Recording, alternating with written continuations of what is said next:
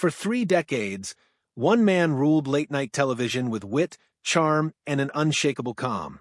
Johnny Carson, the silver-haired king of The Tonight Show, was America's nightly ritual. Millions tuned in, not just for the laughter, but for the comfort of his steady presence. He was smooth, unflappable, and always in control.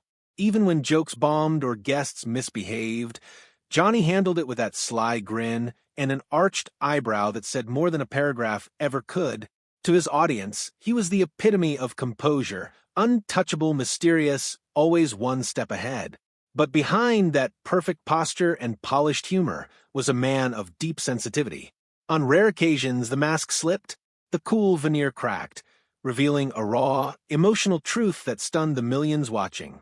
These were the moments that reminded America that behind the greatest talk show host in history lived a man capable of profound feeling. Today, we revisit the moments that made Johnny Carson cry or come very close. 7 encounters that broke through the wall he spent a lifetime building. If this kind of story touches your heart, if you're someone who cares about truth, responsibility, and speaking up for the voiceless, please like this video, subscribe to our channel, and share it with someone who should hear it. Let's get started. 1. Jimmy Stewart's heartfelt poem. It began as a light-hearted interview with an old friend. Jimmy Stewart, the beloved actor with that familiar stammering voice, was one of Carson's favorite guests. By 1981, Stewart was in his 70s, a legend in his own right, but a humble one. He brought along a poem he had written about his dog, Bo. The audience expected a laugh, perhaps a sweet, nostalgic chuckle about man's best friend. Instead, what they got was heartbreak. Stewart's trembling voice carried words that went straight through the heart. He never came to me when I called unless I had a treat, you see. But now I call, and he's not here, just the echoes of my call and me. By the second verse, the studio was silent. You could hear the faint hum of the cameras. Stewart paused, his voice quivering as he read through tears. Carson tried to hold steady, but his eyes gave him away. The corners glistened, and then, the rarest sight of all, tears began to fall. The host, who had seen everything, who had kept his composure through live disasters and celebrity breakdowns, wiped his eyes with a folded handkerchief. When Stewart finished, Carson couldn't speak. He simply reached over and took Jimmy's hand. For a few seconds, the king of late night sat utterly still, visibly shaken. That moment has since become television legend. Not just because it showed Carson crying, but because it revealed something deeper. The friendship between two men who represented an entire generation of grace, restraint, and quiet dignity. In that poem about a dog, Stewart had unknowingly given Carson permission to be vulnerable in front of America. 2. The last goodbye, Carson and Ed McMahon. If Johnny was the king, Ed McMahon was the loyal knight. For 30 years, Ed sat to his right, the booming voice, the perfect setup man, the warm laugh that made every punchline land. When Carson announced his retirement in 1992, everyone knew it would be emotional. But no one was prepared for what happened between those two men on their final night together. As Ed introduced Johnny for the last time, his voice cracked. You could hear him fighting through the lump in his throat as he said, "Here's Johnny, one final time." The crowd roared, but Ed wasn't smiling. His eyes were red, his lips trembling. When Carson walked out, instead of heading to the desk, he stopped, turned to Ed, and hugged him tightly. It was long, unplanned, and heartbreakingly sincere. Two old friends saying goodbye not as showmen, but as brothers. During the monologue, Johnny's jokes faltered. He paused mid-sentence more than once, and the camera caught him blinking hard, trying to keep the tears back. At one point, he simply said, "I can't do this." In 30 years of broadcasting, Johnny Carson had never lost control of his stage. But that night, emotion conquered professionalism. And that made it perfect. Later, when the show cut to commercial, Carson turned to Ed and whispered something that microphones barely caught. "You were the best part of it." For millions watching, that goodbye felt like the end of an era, not just of a television show, but of an entire age of sincerity and loyalty on screen. 3. Bette Midler's farewell song. If Stewart's poem cracked the armor, Bette Midler shattered it. When Carson's retirement drew near, Celebrities lined up to say their goodbyes. But none did it with as much heart as Bette Midler. She walked onto the set in 1992 with her usual sparkle and mischief, but there was something different in her eyes. The weight of what was about to happen. She and Johnny reminisced about the old days, trading jokes and laughter. Then, in a quiet moment, she asked, "Would you like me to sing something for you?" Carson smiled, unaware he was about to experience one of the most emotional performances in television history.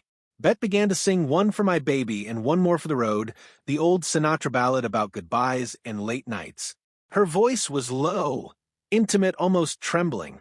By the time she reached the line, "It's 2:45, there's no one in the place except you and me," Johnny was gone. He leaned back in his chair, eyes wet, mouth trembling.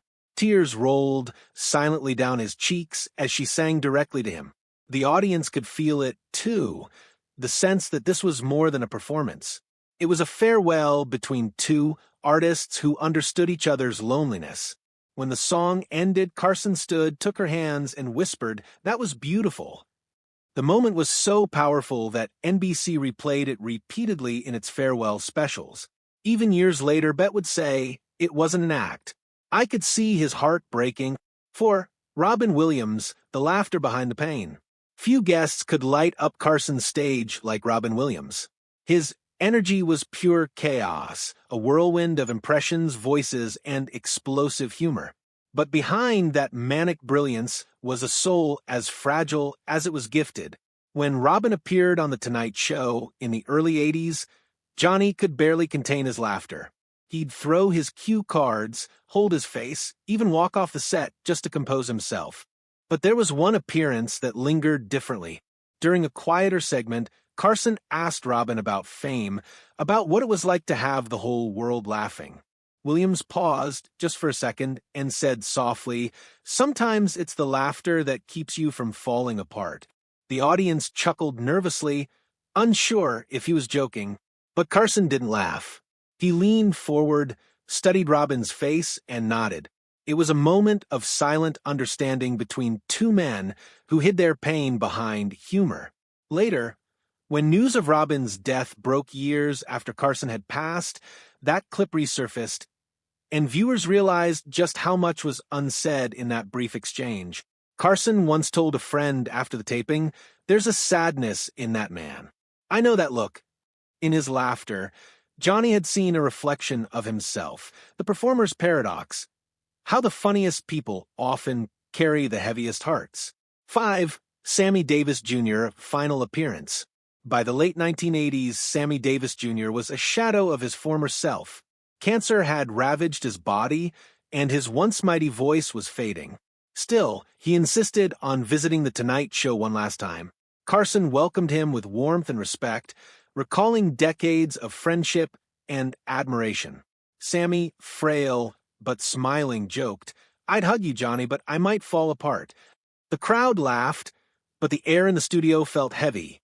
You could sense everyone knew this might be goodbye. As they talked about the old days, the Rat Pack, Vegas, the civil rights years, Carson's eyes softened. Sammy's words slowed, his voice weak but steady. He reached across and took Johnny's hand, saying, "You were always fair to me, man. You treated me like a brother when it wasn't easy to do that on television." Carson didn't speak. He simply nodded, lips pressed tight. For the first time that night, his signature wit deserted him. When Sammy passed away the following year, Carson opened his monologue with a trembling voice. He was more than a guest, he said. He was part of this family. Then, for a full 10 seconds, he said nothing, just lowered his head, visibly emotional. That stillness said more than any punchline could. 6. Carol Burnett's surprise tribute. Carol Burnett was one of the few guests who could match Carson's wit beat for beat. She was playful, sharp, and unafraid to tease the king of late night. But her most memorable visit wasn't about comedy, it was about gratitude. In 1991, Carson had quietly paid for Burnett's close friend's medical bills after learning she couldn't afford treatment. He never mentioned it publicly. A year later, on his second-to-last show, Carol walked out carrying a single white rose. She thanked him, not for his help, but for the years of kindness he showed everyone behind the scenes. She ended by singing a soft verse of her show's closing song, "I'm so glad we had this time together." As the last note faded, Carson's eyes glistened.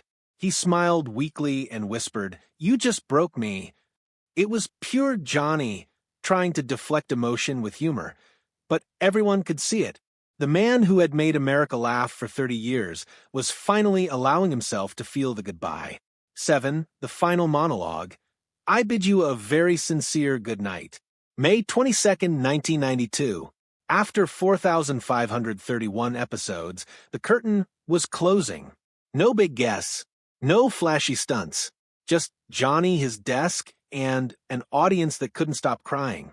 He opened the show with humility, thanking his viewers, crew, and writers. Every word felt final. His voice quivered slightly as he spoke of the years he'd shared with America. I can only tell you that it's been an honor and a privilege to come into your homes for 30 years. I bid you a very heartfelt good night. Then, without fanfare, the camera slowly pulled back. Carson turned toward the curtain one last time, nodded to Ed, and walked away. There was no applause line, no standing ovation. Just silence, a rare silence that felt sacred. As the credits rolled, the audience sat still, some openly weeping. NBC's cameras caught Ed McMahon dabbing his eyes. In the control room, even the crew couldn't speak.